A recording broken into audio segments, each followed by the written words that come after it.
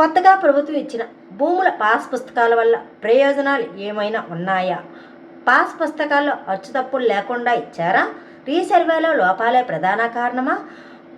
ఏం మారింది బొమ్మ తప్పు అంటున్నా ప్రజలు, పాస్ పుస్తకాల్లో అచ్చు తప్పులు అంటున్నా భూస్వాములు. అసలు ఏంటనేది ఈ వీడియోలో పూర్తిగా చూద్దాం. మండలంలోని శ్రీరంగరాజపురానికి చెందిన బెల్లాన సన్యాసంకు ఎన్టీఆర్పురం గ్రామంలో ఉన్న భూమి వివరాలు ఒకే పుస్తకంలో ఒకే సర్వే నెంబర్ 36-11 రెండుసార్లు 15 సెంట్లు, ఒకసారి 14 సెంట్లు, 29-13 సర్వే నెంబర్లో 3 సార్లు 8 సెంట్లు ఉన్నట్లు నమోదు చేశారు.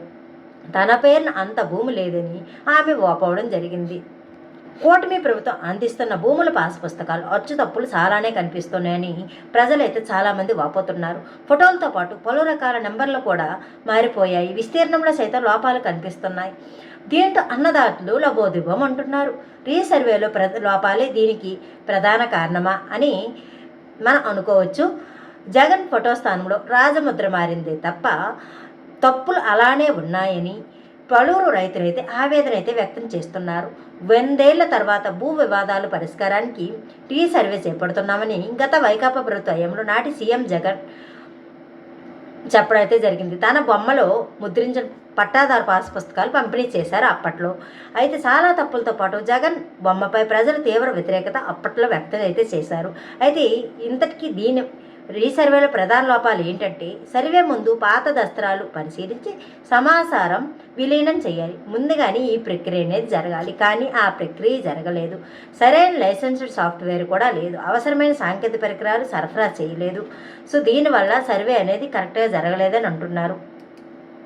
అయితే అలాగే భూ యజమానులకు అవగాహన కల్పించలేదు కూడా దీనిపైన. గత ప్రభుత్వ హయాంలో తప్పులు దొరికినా సవరించలేదు. పూర్తిగా అందులో ఏ తప్పులు ఉన్నాయి ఏంటి, వాళ్ళవన్నీ కరెక్ట్గా సర్వే నెంబర్లు కరెక్ట్గా ఉన్నాయా, వాళ్ళ ఫోటో ఉందా, వాళ్ళ పేరు కరెక్ట్గా ఉందా. ఇప్పుడు కొంతమంది రైతులు వాళ్ళకున్న భూమిని అమ్మేసి వేరే వాళ్ళకు అమ్ముతారు. కానీ ఇక్కడ ఏం జరుగుతుందంటే అమ్మిన వాళ్ళదే ఇంకా వస్తుంది తప్ప ఇప్పుడు కొనుక్కున్న వాళ్ళ పేరు వాళ్ళ ఫోటో రావట్లేదు. ఇప్పుడు ఈ సర్వే అనేది దేనికండి? ఇదంతా కరెక్ట్గా సర్వే కరెక్ట్గా ఉండి ఇవన్నీ వాళ్ళకి కరెక్ట్గా వస్తాయి కదా. కానీ సర్వే అనేది చేసి పుస్తకాలు ఇస్తున్నట్టు ఇచ్చారు తప్ప ఇందులో అయితే వాళ్ళవన్నీ డాక్యుమెంట్స్ అన్నీ కరెక్ట్గా లేవని చాలామంది ప్రజలైతే ఆవేదన వ్యక్తం చేయడం జరుగుతుంది. సో భూ యజమానులకు అవగాహన అనేది పూర్తిగా కల్పించలేదు. సర్వే నెంబర్ రిజిస్ట్రేషన్ శాఖల మధ్య సమన్వయ లోపం కొట్టొచ్చినట్లు కనిపిస్తుంది దీనివల్ల. అయితే నోటీసులు ఇవ్వకుండా సర్వే చేస్తామని చెప్పి నోటీసులు కూడా యజమానులకు ఇవ్వలేదు. సర్వేయర్లు భూములు కొలిసేశారు. మమ అనిపించి కొత్త సమస్యలు సృష్టించడం అయితే దీనివల్ల జరిగింది. ఈ క్రమంలో మార్పులు చేర్పులు కూడా జరిగాయి. దీంతో విస్తీర్ణంలోనూ తేడాలు వచ్చేసాయి. ఉన్న భూమి కన్నా తక్కువ వచ్చింది, తక్కువ కన్నా ఎక్కువ వచ్చాయి. ఆ విధంగా కూడా జరిగాయి. మరోవైపు మ్యూటేషన్లు దరఖాస్తులకు అధికారులు తిరస్కరించడంతో మ్యూటేషన్ పెట్టుకున్న వాళ్ళకి ఆ దరఖాస్తులు తిరస్కరించి ఇబ్బందులు కూడా ఎదురవుతున్నాయి. సో దీనివల్ల ప్రజలైతే చాలామంది చాలా బాధపడుతూ ఆవేదన వ్యక్తం చేస్తున్నారు. తనకు ఎకరన్నర భూమి ఉంటే పాస్ పుస్తకంలో ఎకరాన్ని నమోదు చేశారని రామభద్రపురానికి చెందిన ఇంకో వ్యక్తి ఆవేదన వ్యక్తం చేశారు. ఇదే గ్రామానికి చెందిన కేతిరెడ్డి గోవిందుకు కూడా ఇలాంటి పరిస్థితి ఎదురైందని, తన పేరిట ఎకరన్నర ఉండగా 41 సెంట్లకు మాత్రమే పాస్ పుస్తకం ఇచ్చారని చెప్తున్నారు. అలా ఒకరికి ఎక్కువ ఉంటే తక్కువ ఉంటే ఎక్కువగా ఇచ్చేశారు. ఇలా జిల్లాలో గ్రామాలు మొత్తం 983, రీసర్వే పూర్తయినవి 667 అంట. జరగాల్సినవి ఇంకా 316. సిద్ధం చేసిన పాస్ పుస్తకాలు సుమారు 2 లక్షలు. ఈ నెల 8 వరకు పంపిణీ అన్నారు. పంపిణీ మొత్తం 1.2 లక్షలు మొత్తం పుస్తకాలు పంపిణీ చేస్తామని ఇచ్చారు. కానీ ఇప్పటికీ కొన్ని గ్రామాల్లో అయితే ఇంకా పాస్ పుస్తకాలు అందలేదని అయితే సమాచారం ఇస్తున్నారు. వాళ్ళు మా పుస్తకాలు ఇంకా కరెక్ట్గా ఇవ్వలేదు, ఇచ్చిన మాకు లేని పాస్ పుస్తకాలు ఎప్పుడో మేము అమ్మేసిన పుస్తకాలు మాకు ఇస్తున్నారు.